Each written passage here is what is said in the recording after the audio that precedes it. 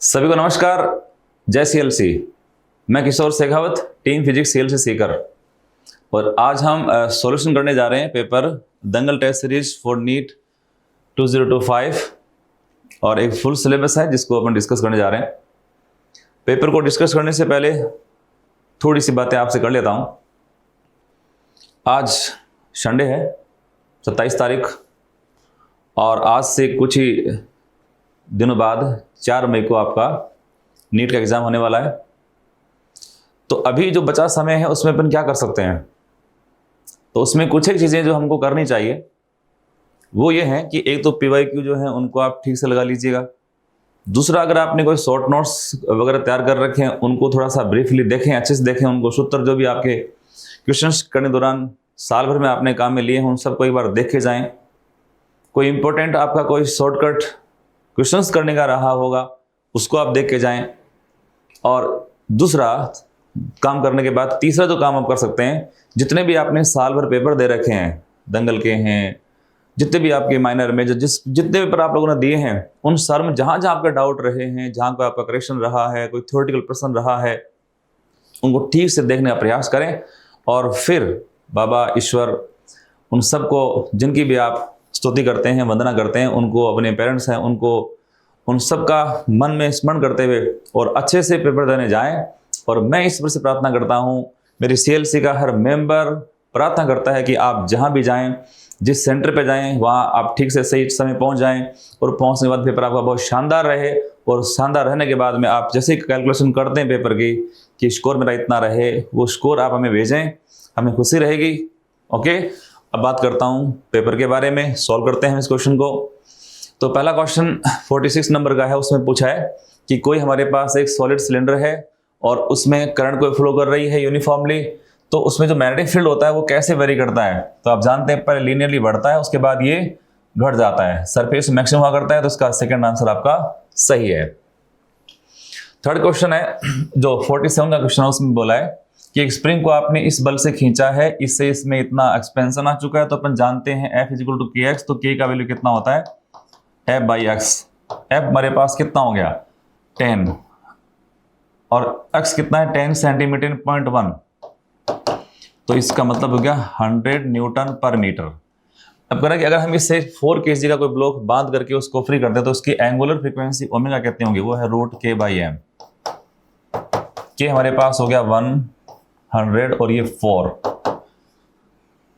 तो इसका अपन रूट करते हैं। 100 का कितना 10/2, तो 5, ये इसका आंसर हो जाएगा। नेक्स्ट क्वेश्चन बोल रहा है कि किसी टरबाइन को चलाने के लिए आपने 20 kg पर सेकंड के दर से कोई वाटर है उसको अपन फॉलो कर रहे हैं, और हाइट कितनी है 10 मीटर।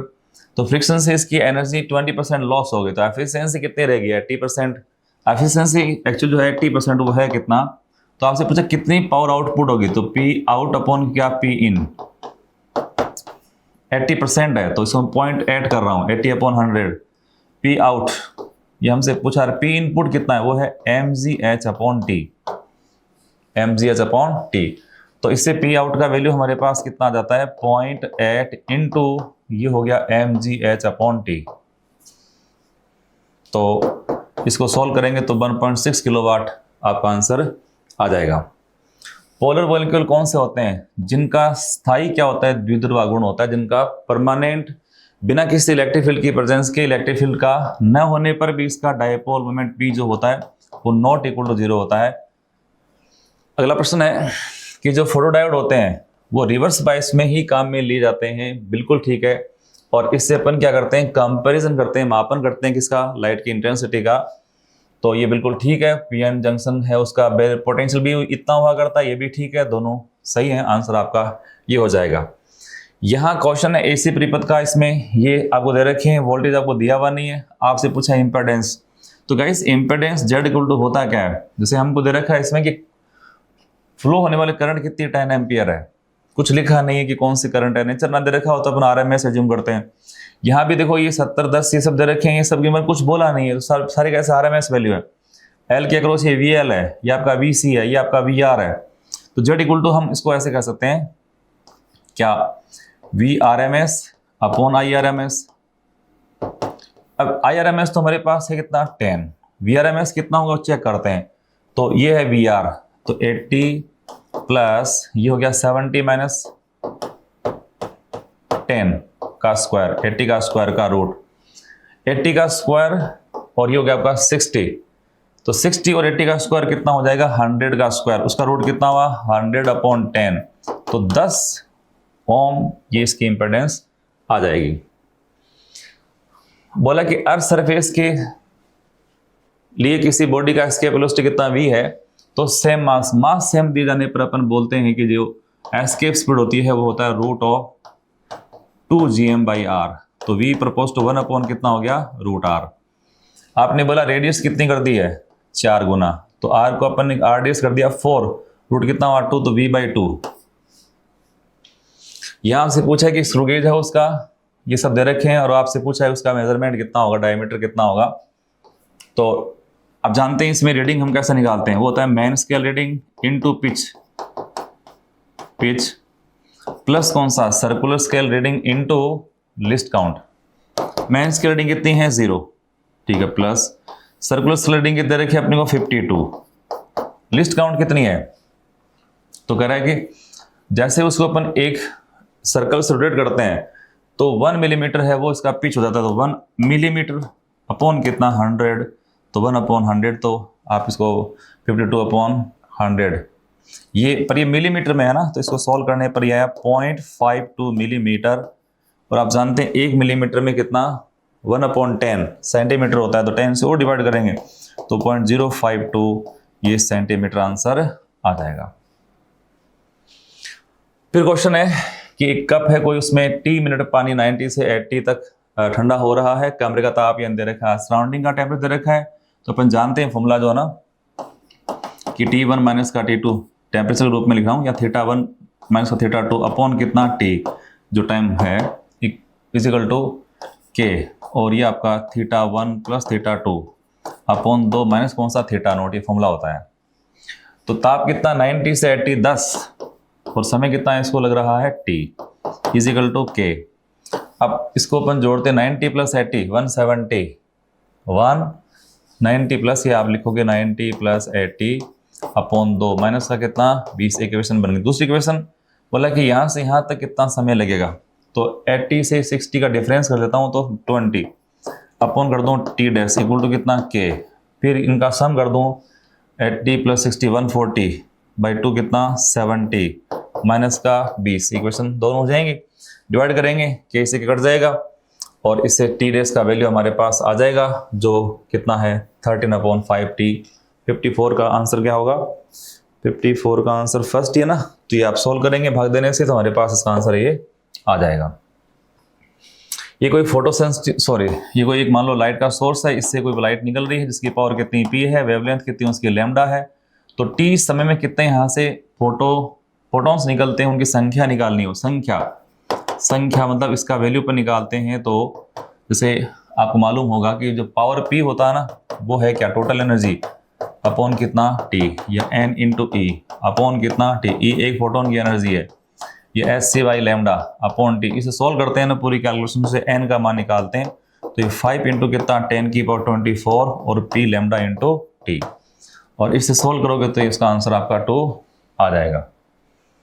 यहाँ पूछा है कि कैपेसिटर में एनर्जी डेंसिटी कितनी है, तो 1/2 एप्सिलॉन इंटू E², क्योंकि कैपेसिटर जो होता है उसमें E के रूप में एनर्जी स्टोर हुआ करती है, जो आपका इंडक्टर होता है उसमें मैग्नेटिक फील्ड के रूप में स्टोर हुआ करती है। जैसे मान लो हमारे पास ओनली एक स्फीयर है मैसिव द्रव्यमान का, उसमें Eg के रूप में ग्रेविटेशनल फील्ड के रूप में एनर्जी स्टोर हुआ करती है।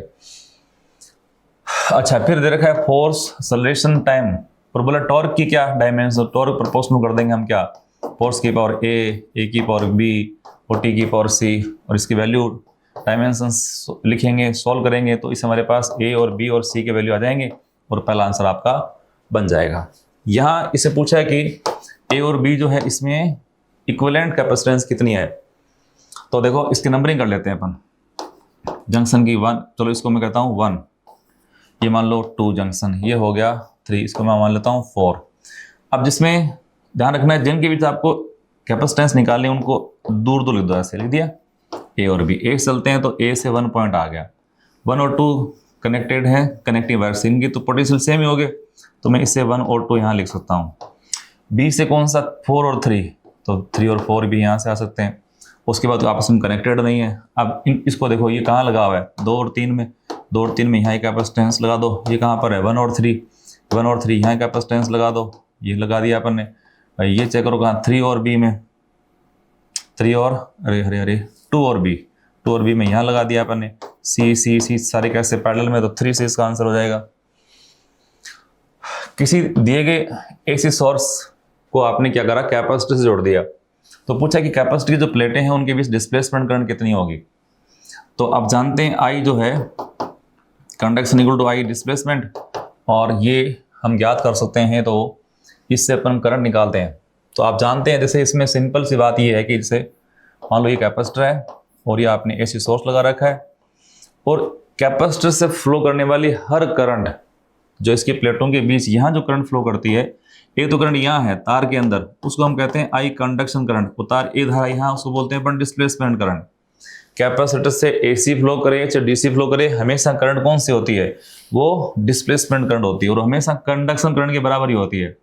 तो हम एसी करंट निकाल लेते हैं। तो अपन जानते हैं जब एसी सर्किट में ओनली सी होता है, तो करंट जो होती है कैपेसिटर में करंट अहेड आगे होती है, कितनी 90 डिग्री से आगे होती है। तो हमको दे रखा है ये वैल्यू, तो इसी से अपन निकालते हैं आई इज इक्वल टू कितना, आई नॉट, और ये cos omega T plus 90। Current जो होती है वो वोल्टेज से 90 डिग्री ज्यादा आगे होती है।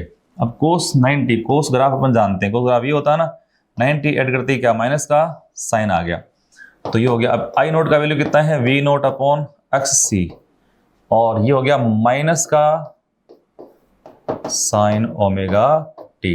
एक्स सी कितना होता है, ओमेगा इंटू सी, तो V naught omega C, V naught omega C, ये आपका आंसर बन जाएगा। यहाँ मैच द कॉलम है, आपसे पूछा है ड्रिफ्ट वेलोसिटी, तो ड्रिफ्ट वेलोसिटी का फॉर्मूला कितना होता है, वी डी इक्वल टू होता है mu into e, v d is equal to mu into e. Mu है मोबिलिटी, ये e into tau by m into e, तो इसका मैचिंग इससे होगा। इलेक्ट्रिक रेजिस्टिविटी अपन जानते हैं ई बराबर कितना होता है, रो, जैसे जे बराबर क्या होता है, सिग्मा इंटू ई बराबर रो जे, या जे बराबर सिग्मा इंटू ई हुआ करता है, या इसको अपन लिखें सिग्मा कर दें 1 अपॉन रो इंटू ई। तो इससे हमको ज्ञात करना है इलेक्ट्रिक रेजिस्टिविटी रो को यहाँ लिया तो ई बाई जे, तो ये इससे मैच कर सकता है। रिलैक्सेशन पीरियड है वो आपका किससे मैच हो सकता है, इससे हो सकता है। और करंट डेंसिटी ये किससे इससे हो सकती है, क्योंकि आप जानते हैं आई इक्वल टू क्या होता है, N E A V D, तो आई अपॉन ए, ये आई अपॉन ए यहाँ करते ही ये खत्म, इसको जे कहते हैं ई वी डी। तो इसमें मैच करने पर आपका आंसर, ए में कौन है, आर, ए में आर सभी में ही है, बी में एस, बी में एस, ठीक है, फोर्थ इसका आंसर आपका आ जाएगा। एक 260 का कोई न्यूक्लियस है, उसको आप देख पा रहे हैं, तो वो 130 के 2 सेगमेंट में टूट रहा है, और उनके दे रखे हैं बी बार अपन दे रखे हैं इतनी, तो पूछा है कि कितनी इसकी बंधन एनर्जी होएगी। तो जो ऊर्जा बाहर निकलती है उसकी वैल्यू कितनी आएगी, तो एक्चुअली वो है क्या कि जेड एक्स ए इसका हुआ विखंडन, और जेड डैश मान लो, और ये एक्स डैश और ए डैश, इधर रखा आपको कितना 260, और इसके 2 न्यूक्लियस बन रहे हैं, पर ए डैश कितना है 130, तो कुल 2 वापस कितना 260 हो जाएंगे, परंतु इसका बी बार ज्यादा, इसका बी बार कम है, तो जो क्यूब बाहर निकलती वो है कितना, इसकी बी बार कितनी है साहब 8.5 इंटू 260 माइनस 7.6 इंटू कितना 260, और इसको सॉल्व करने पुत्र आपका 234 61 में 61 में 234, इसका आंसर आपको 234 मेगा इलेक्ट्रॉन वोल्ट आ जाएगा। यहां पूछा है कि प्रिज्म के निर्गत कोण के मान को ज्ञात करिए, कांच का अपवर्तनांक कितना √2 है। तो जैसे प्रकाश यहां से इसमें इंटर करेगा, ये इंटर करेगा, ये 60, तो ये वाला एंगल कितना हो गया 30। अच्छा, अब इसके 30 होने पर ये कितना है 90, ये है 60, तो ये 30 हो गया। तो इस सरफेस पर यहाँ जो लाइट गिर रही है ना, यहाँ सरफेस इस पर, इसका एंगल ऑफ इंसिडेंस हमारे पास कितना 30 है। अभी कितने कोण से बाहर निकलता है वो ई आपको ज्ञात करना है। तो यहाँ से अपन यहाँ लगा देते हैं स्नेल्स लॉ। इस भाग का अपवर्तनांक दे रखा है हमको कितना √2 इंटू साइन 30 यानी 1/2 इजिकल टू कितना सा यहाँ तो 1 है 1 इंटू साइन ई। तो साइन ई का वैल्यू हमारे पास कितना आ रहा है 1/√2। इसका मतलब ई का मान कितना 42 डिग्री हो जाएगा। यहाँ पूछा है कि पावर और जी आपको दे रखे हैं तो P/G का डायमेंशन क्या होगा पावर P। तो P अपॉन G को अपन चेक करते हैं। पावर की डायमेंशन होती है m1 L2 T की पावर माइनस का 3 और ग्रेविटेशन जो कोफिशिएंट है उसकी होती है m-1 L की पावर 3 T की पावर -2। तो m की पावर 2 हो जाएगी। m की पावर 2 यहाँ है और यहाँ फिलहाल तो ये है और L की पावर कितनी हो पा रही है -1। ठीक है जी। T की पावर भी कितनी -1। तो इसका आंसर बन जाएगा। इसमें कह रहा है कि रेस्ट से कोई बॉडी, देखो ऐसा है कि मान लो कोई इंक्लाइंड प्लेन है, यहाँ से किसी बॉडी का आपने थ्रो कर दिया, ए इसका कांस्टेंट है, कहने की बात इतनी सी। स्टार्ट फ्रॉम रेस्ट है यू कितना 0। अब स्टार्ट फ्रॉम रेस्ट और ए कांस्टेंट हो तो एस ये कह रहा है कि n-1 से n के बीच ब्लॉक द्वारा चली गई दूरी जो sn है तो इसको अपन कहते हैं nth सेकंड की distance travel by particle in nth second कहलाता है। अब nth सेकंड का अपन फॉर्मूला जानते हैं, होता है sn = u + a/2 और 2n-1। ये वो समय है, वो सेकंड है जिसमें आपसे डिस्टेंस पूछी जा रही है sn। अब ये है sn + 2 sn, तो sn + 2 मतलब sn + 2वें सेकंड में डिस्टेंस ट्रेवल कितनी है वो आपको फाइंड करनी है sn + 2 वाले पॉइंट पे।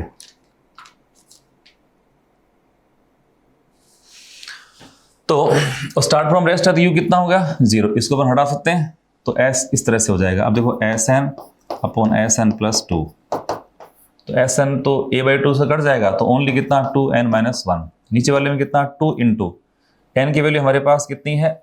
अब sn + 2 का मतलब sn + 2 -1। अब इसको सोल्व करते हैं तो ये तो ठीक है, इसको अपन करते हैं सोल्व। 2n प्लस कितना 4 -1 तो 2n + 3 हो गया तो ये आंसर इसका चला जाएगा।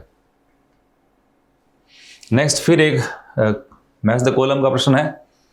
तो इसमें आपसे बोला है कि भाई ये root mean square speed of gas molecule ये हुआ करती है, प्रेशर एक्सटेंड आइडियल गैस है वो हमारे पास ये हुआ करता है, average kinetic energy of molecule A molecule कितनी 3/2 के होती है, और फिर आपसे पूछा टोटल इंटरनल एनर्जी ऑफ 1 मोल और डायमेटिक गैस ये हुआ करता है।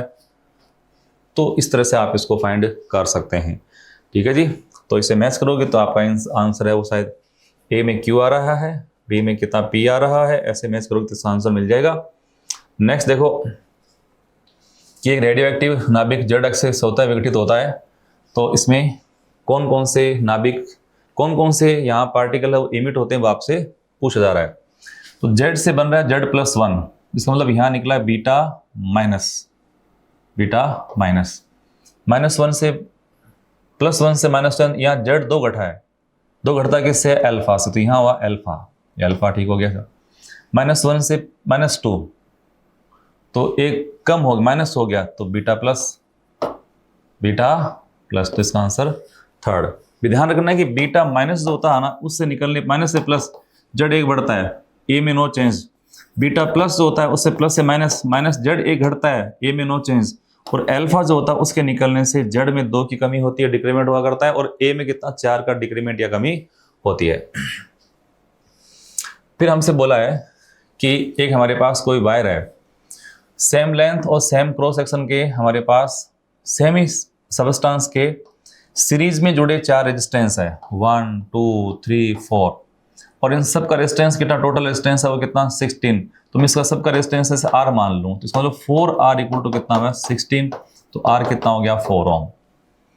अब कह रहा है कि यदि इनको पैरेलल में अपन जोड़ें तो कितना होगा, तो 4 ओम को अपन जोड़ दें पैरेलल में 4 तो 4/4 1 ओम इसका आंसर आ जाएगा।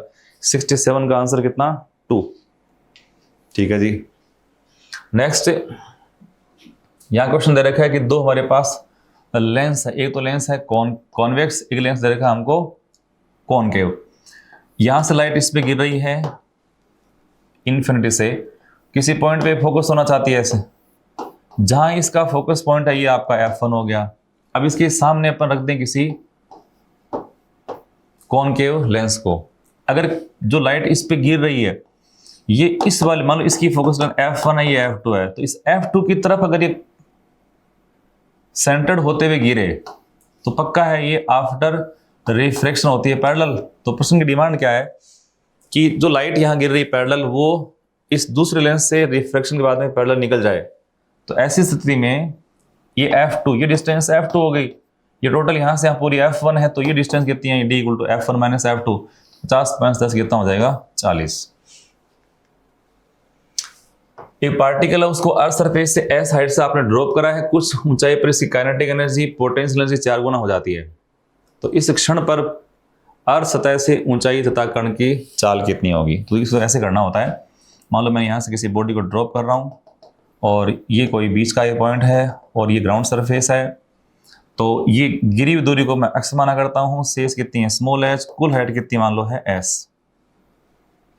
ओके, अब इस बीच वाले पॉइंट पर यहाँ वाले में जो काइनेटिक एनर्जी और पोटेंशियल एनर्जी जो है इसका रेशियो हुआ करता है x/h। और हमको पूछा अर्थ सतह से हाइट बची हुई कितनी है, तो इस x का वैल्यू कितना हो गया, s - h अपॉन कितना h, x + h = small s, या टोटल हाइट हुआ करती है। अब ये काइनेटिक एनर्जी तो गिरने से आती है ना, कितनी दूर गिर गई वो काइनेटिक से आती है, स्मॉल h कितनी है, शेष है पोटेंशियल एनर्जी आती है, इसको अपन u कह सकते हैं, यानी u मान लो पोटेंशियल एनर्जी। अब बोला है कि इस हाइट पर इसकी पोटेंशियल एनर्जी की काइनेटिक एनर्जी जो है ना, ये पोटेंशियल एनर्जी की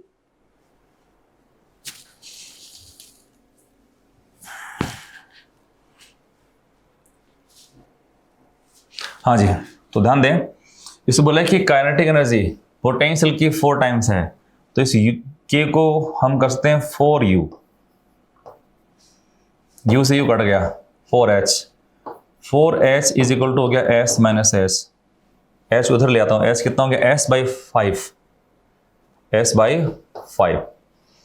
अब यहाँ इसकी स्पीड कितनी है यहाँ, तो स्पीड तो इस अक्ष से आएगी। अगर हमारे पास h का वैल्यू s/5 है तो x की वैल्यू कितनी आ गई, ये है, आप इसको s में से घटाओगे s/5, तो 5 से गुणा 5 तो ये हो गया 4/5, 4/5। मालूम है कि जब बॉडी को यहां से ड्रॉप किया है इसकी स्पीड निकालते v = कितना होता है, √2g, गिरी हुई डिस्टेंस x, ये हो गया 4/5। तो हम इसको कह सकते हैं 8g, 8g s/5। ठीक है। अच्छा, फिर एक क्वेश्चन है कि डायपोल है कोई, उसको आपने किसी इलेक्ट्रिक फील्ड में रखा गया है, तो ये कैसे मोशन करता है। एक तो मैं ध्यान रखो कि यहाँ पोटेंशियल एनर्जी का पूछा, चलो उससे बात करता हूँ। इलेक्ट्रिक फील्ड इस तरफ रखा है, ये डायरेक्शन है इसकी इलेक्ट्रिक फील्ड की, या चूंकि बल रेखाएं या जो आपकी फील्ड लाइन सब पास हैं, नेरो मोड में है, तो इस पॉइंट पे इलेक्ट्रिक फील्ड कैसा ज्यादा है, इसको E1 मान रहा हूँ। यहाँ इस पॉइंट पे इलेक्ट्रिक फील्ड कैसा कम है, उसको मैं E2 मान रहा हूँ। अब देखो इलेक्ट्रिक फील्ड इस तरफ है, माइनस पे चार्ज फोर्स कैसा हुआ इस तरफ, Q × E1, यहाँ प्लस पे तो इस तरफ फोर्स कितना है, Q × E2। पर ध्यान दो QE1 यानी E1 की जो स्ट्रेंथ है वो बड़ी है E2 से, तो नेट फोर्स इस पे कैसा राइटवर्ड ही हो गया। तो जैसे छोड़ेंगे, छोड़ते ही राइटवर्ड मूव करेगा, दाएं तरफ गति करेगा, और क्योंकि इसकी पोटेंशियल एनर्जी घटती है, सिस्टम हमेशा अपने आप को स्टेबल लाने की कोशिश करता है, और जितनी पोटेंशियल एनर्जी घटती है उतना ही सिस्टम स्टेबल हुआ करता है। तो बेसिक सी बात है, इसलिए इसका आंसर आपका फर्स्ट बन जाएगा। यह है कि R1 R2 के दो हमारे पास स्फीयर हैं, उनको आपने तार से जोड़ दिया है, तो पूछा है कि उनकी सरफेस पे इलेक्ट्रिक फील्ड का रेशियो कितना होगा। तो अपन जानते हैं जैसे E का फॉर्मूला हुआ करता है किसी भी कंडक्टिंग स्फीयर की सरफेस पे क्या Q/R का स्क्वायर, सरफेस पे इसको तोड़ दो यहाँ से, तो मैं इसको 1/R कह रहा हूँ, ये हो गया पोटेंशियल V/R। अब जानते हैं जब भी दो कंडक्टर को अपन जोड़ेंगे तो उनके वोल्टेज सेम हो जाते हैं, तो वोल्टेज के सेम होते E = 1/R आ गया, और E/1/R, तो ये हो गया आपका E1/E2 R2/R1 हो जाता है। यदि SHM में किसी बॉडी कोई पार्टिकल अगर SHM कर रहा है, उसकी फ्रीक्वेंसी अगर n है, तो काइनेटिक एनर्जी फ्रीक्वेंसी कितनी होती है, 2n। अगला प्रश्न है कि कोई बॉडी है m मास की जो d डेंसिटी की m मास और d डेंसिटी कोई छोटी स्मॉल एक बॉल है, उसको आपने ग्लिसरीन से भरे बर्तन के अंदर डुबो दिया गया है और आफ्टर सम टाइम की स्पीड कैसी कांस्टेंट हो जाती है। तो बोला कि ग्लिसरीन की डेंसिटी अगर इतनी है तो गेंद जो है उस पर लगने वाला विस्कस फोर्स कितना है। तो ध्यान दो, मान लो ये बॉल है, ठीक है, इस बॉल के बारे में हमको क्या दिया जा रहा है, इसका मास दिया जा रहा है, इसका दे रखा डेंसिटी, तो नीचे फोर्स लग गया इस पर कितना, ये mg। इसका वॉल्यूम भी निकाल सकते हैं, तो अपन जानते हैं डेंसिटी इक्वल टू वैसे होता क्या है, मास अपॉन वॉल्यूम। तो वॉल्यूम हमारे पास कितना, मास अपॉन डेंसिटी। अब ग्लिसरीन दिया हुआ है, ग्लिसरीन की डेंसिटी कितनी d/4 है, तो इसके ऊपर फोर्स लग गया m डैश इंटू जी, m डैश है ग्लिसरीन का कितना लिक्विड हटाया, पर वॉल्यूम तो बोल के जितना होगा ना, तो डेंसिटी तो किसकी, ग्लिसरीन की d/4, पर वॉल्यूम किसका, बॉडी का, ये m/d इंटू जी, d से d कट गया तो हो गया आपका mg/4। अब जैसे इसको छोड़ दें गति इसके नीचे, तो विस्कस फोर्स लग गया ऊपर F विस्कस। अब इन दोनों का सम बराबर कितना होगा, mg, तो F viscous plus mg/4, F viscous plus mg/4 is equal to कितना, mg। F विस्कस निकालना, इसमें घटा हो गया तो 3/4 mg इसका आंसर आ जाएगा। नेक्स्ट है कि नेग्लिजिबल वर्क फंक्शन की कोई बॉडी है, फोटोसेंसिटिव मेटल है, उसको उसे म्यू फ्रीक्वेंसी की आपने कोई लाइट है वो कर दी इंसिडेंट, तो सतह से कोई मान लो कोई इलेक्ट्रॉन निकल रहा है, उसकी दे रखी है आपको de Broglie wavelength lambda D, तो आपस में क्या रिलेशन है। तो मीनिंग इसका ये है कि मान लो कोई ये फोटोसेंसिटिव मेटल आपने कोई म्यू फ्रीक्वेंसी का कोई फोटोन डाल दिया, इससे इलेक्ट्रॉन निकल गया, पर इसका फर्क फंक्शन कितना है, 0। जितनी एनर्जी है फोटोन की वो सारी के सारे इलेक्ट्रॉन में बदल रही है। तो मैं इसे कह सकता हूं कि H इक्वल टू जो इलेक्ट्रॉन यहां से बाहर निकलता उसकी एनर्जी E, तो उसकी एनर्जी हमारे पास आ गई। अब जो इलेक्ट्रॉन निकलता उसकी आपको निकालनी है डी ब्रोगली वेवलेंथ, तो आप जानते हो लैम्डा डी होता है H/2m इंटू काइनेटिक एनर्जी, और ये ही इसकी काइनेटिक एनर्जी में कन्वर्ट हो जाती है, तो 2m इंटू एच न्यू कर सकता हूं, इसका रूट, इसको करें स्क्वायर, तो लैम्डा डी का स्क्वायर इक्वल टू कितना हो गया, H²/2mh इंटू म्यू। आपसे पूछा फ्रीक्वेंसी इधर ले आता हूं, तो H²/2mh lambda D square. Next ये पूछा है कि कोई वेव इस प्रकार से इलेक्ट्रोमैग्नेटिक वेव चल रही है, उसमें ई और बी के संभावित मान क्या होंगे। ध्यान रखो भी, जब ईएमएफ मूव करती है तो उसमें ई और बी हमेशा 90 पे होता है, 90 पे होने पे इनका dot product E dot B का मान कितना होगा, 0। अब इसका पहला ऑप्शन देखें तो इसका ई डॉट बी करते हैं, माइनस जे कितना हो गया, डॉट गुणा +1 प्लस और माइनस, ये माइनस का 1, डॉट गुणा कितना, 0। तो जिनका डॉट प्रोडक्ट 0 होता है वो आंसर आपका सही हो जाता है। नेक्स्ट देखो यहाँ क्वेश्चन दे रखा है कि ये कोई एक तार है, उसमें करंट फ्लो हो रही है नीचे, तो करंट के नीचे होने पर थंब को करता हूँ नीचे, तो इसमें पॉइंट में देखो धारा इसमें नीचे करंट, तो इस पॉइंट पे मैग्नेटिक फील्ड इस तरफ हो गया, ये बी आ गया। इलेक्ट्रॉन इस तरफ भी स्पीड से मोशन कर रहा है, तो बी और बी दोनों समान दिशा में, तो थीटा कितना हो गया, 0 डिग्री, और थीटा के 0 डिग्री होने पर इसमें जो मैग्नेटिक फोर्स लगता है F बराबर QB sin थीटा, तो कितना हो जाता है, 0। एन टाइप और पी टाइप में आपसे बोला कि किसी एन टाइप जो सेमीकंडक्टर है उसमें इलेक्ट्रॉन कंसंट्रेशन और पी टाइप में जितने होल हैं उनके आपस में बराबर हैं, दोनों पे आपने सेम इलेक्ट्रिक फील्ड अप्लाई कर दिया, तो धाराओं के अनुपात की तुलना करें तो पक्की बात है जो एन टाइप में फ्री इलेक्ट्रॉन्स होते हैं उनकी मोबिलिटी ज़्यादा होती है, और पी टाइप में होल्स जिनकी मोबिलिटी कैसी कम होती है, तो एन टाइप में जो करंट होती है वो पी टाइप ज़्यादा होती है।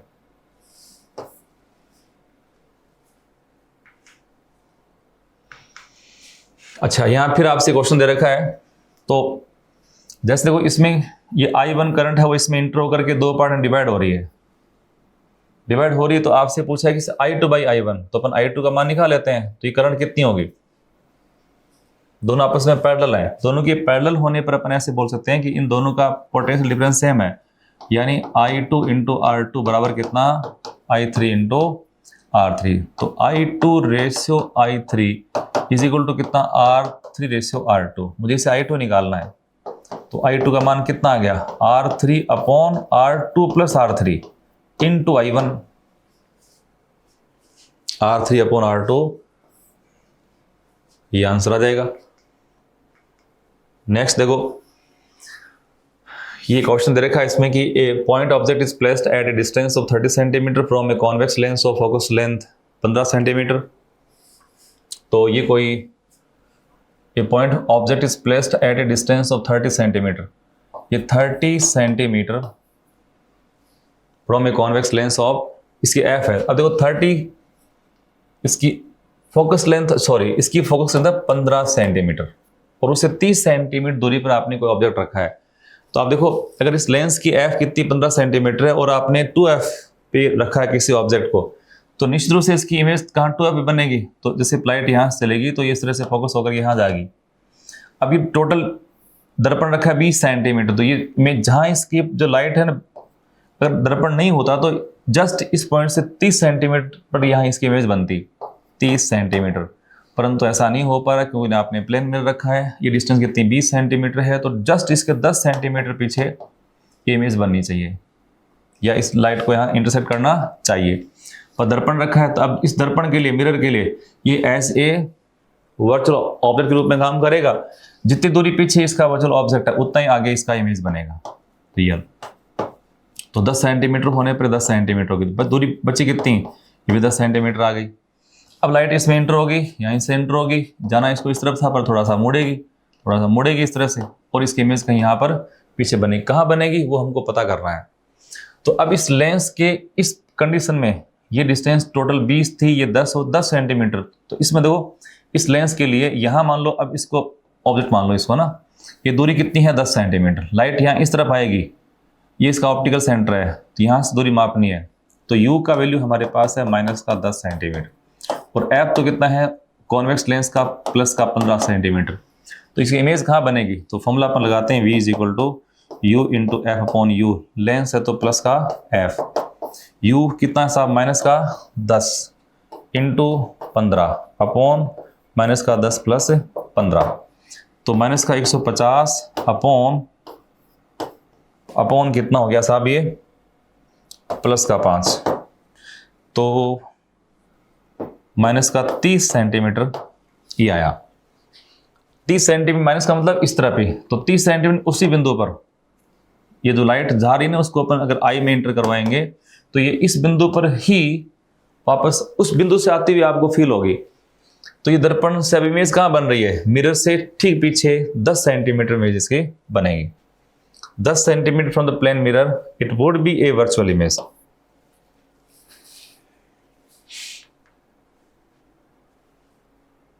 ठीक है जी।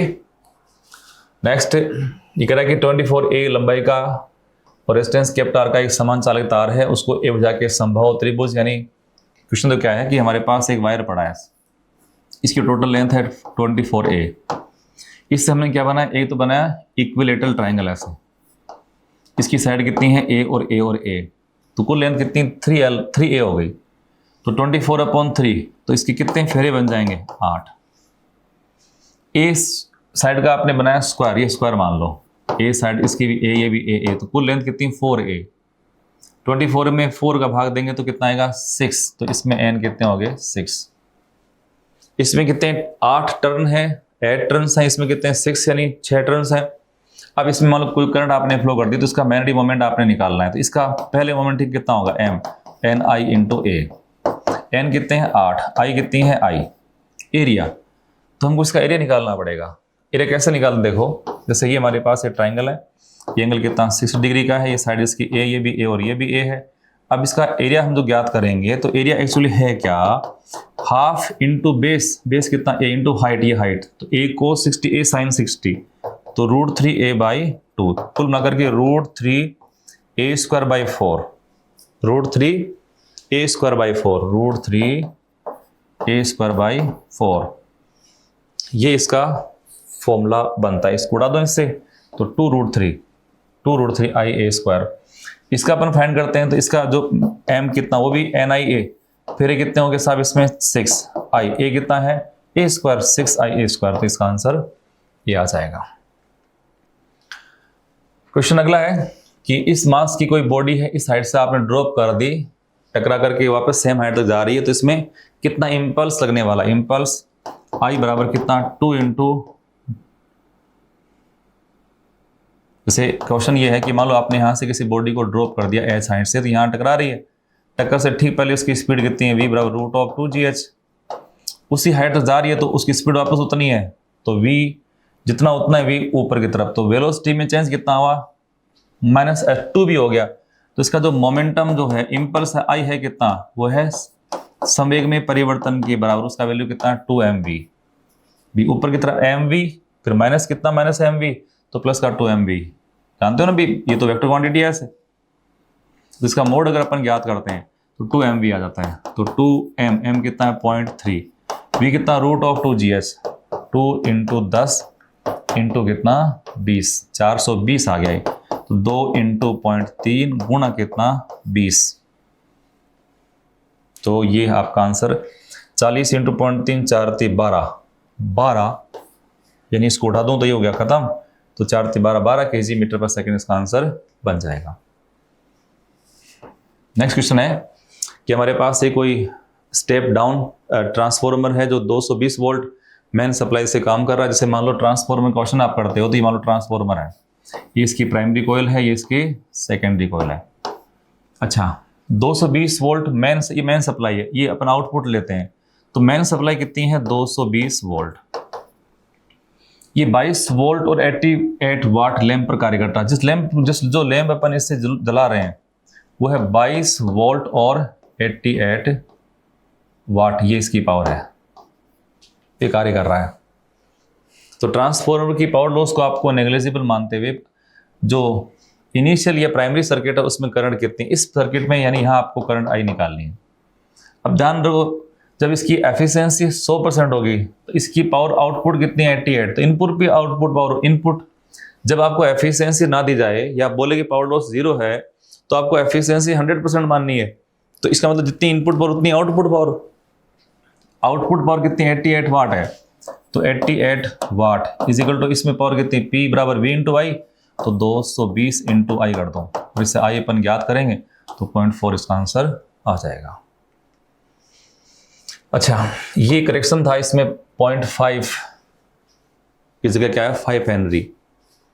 ठीक है, अब इसे सोल्व करते हैं। आपसे पूछा है कि जैसे आपने पढ़ा है इसके अंदर कि जैसे जब एसी परिपथ में अपन ग्राफ बनाते हैं इसका पावर के साथ फ्रीक्वेंसी का, अभी ओमेगा के टर्म्स में है ना, रेडियन के अंदर क्या आंसर, यहाँ पावर होती है मैक्सिमम, ये पावर की आधी मान लो P/2 यानी 50%। जहाँ पावर मैक्सिमम होती है उसकी फ्रीक्वेंसी है रेजोनेंट फ्रीक्वेंसी, जहाँ ये आधी होती है वो ω1 और ω2। इन दोनों का डिफरेंस को हम कहते हैं डेल्टा ओमेगा, बैंड चौड़ाई कहते हैं। जो डेल्टा ओमेगा है ना बैंड चौड़ाई का वैल्यू, वो होता है R/L।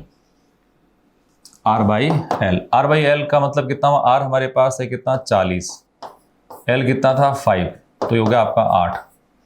परंतु जब L ω1 अपन, अच्छा ω भी ω भी निकाल लेते हैं पहले, वो है 1/√LC। तो जरा वैल्यू अपन ज्ञात करते हैं √LC। L हमारे पास कितना है जी 5 इंटू C कितना है 80 या 20 माइक्रो है, 20 माइक्रो 10 की पावर माइनस का 6, माइनस का 3 ऊपर ले गया 1000, ये कितना हो गया 100 10, तो इसका पूरा वैल्यू आ गया 100। अब सुनो, जो ω1 है ना वो एक्चुअली है कितनी, ये है ω/r, इसमें से घटाऊंगा टोटल बैंडविड्थ का आधा, तो डेल्टा ω/2 है ना, ये है 100 माइनस कितना, ये आया था 8/2 4, तो 96 और प्लस कर दो तो दूसरी 104, 96 और 104 ये हमारे पास आंसर बन जाएंगे।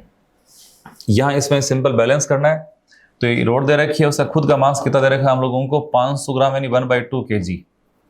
तो ये टोटल लेंथ इसकी 200 सेंटीमीटर है, कितनी 200, तो इसका मतलब इस सिरे से 100 सेंटीमीटर इसका फोर्स लग रहा है, ये कितना 1/2 इंटू जी।